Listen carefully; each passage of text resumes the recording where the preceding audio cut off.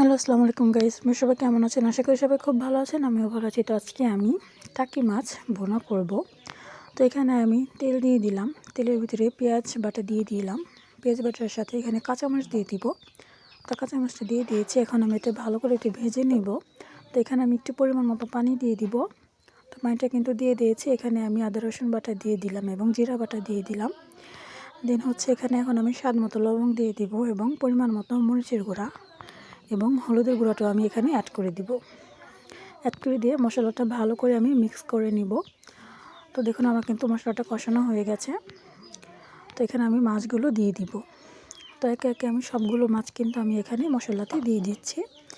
তো এখন হচ্ছে আমি এটা একটু ভালো করে নেড়ে চেড়ে নিব। ভালো করে নেড়ে চেড়ে নিয়ে ভালো করে একটু কষিয়ে নিব। তো ঢাকনাটা আমি ঢেকে দিব। তো কিছুক্ষণ অপেক্ষা করার পর আমি ঢাকনাটা উঠিয়ে নেব। তো ঢাকনাটা উঠিয়ে নিয়েছি। তো দেখুন আমার কিন্তু মাছটা খুব সুন্দর কষানো হয়ে গেছে। তো এখানে আমি পানি দিয়ে দিয়েছি। তো দেন হচ্ছে এখানে আমি সসপাতা দিয়ে দিব সুন্দর একটা সেন্ট আসার জন্য। তো এখানে আমি জিরা কাটিও দিয়ে দিব। আলহামদুলিল্লাহ আমার কিন্তু টাকি মাছের ভুনাটা করা হয়ে গেছে। তো আজকের আমার এই মাটির চুলা রান্নাটা কেমন লাগছে এটা আমাকে অবশ্যই কমেন্টে জানাবেন। সবাই ভালো থাকবেন। আল্লাহ হাফেজ।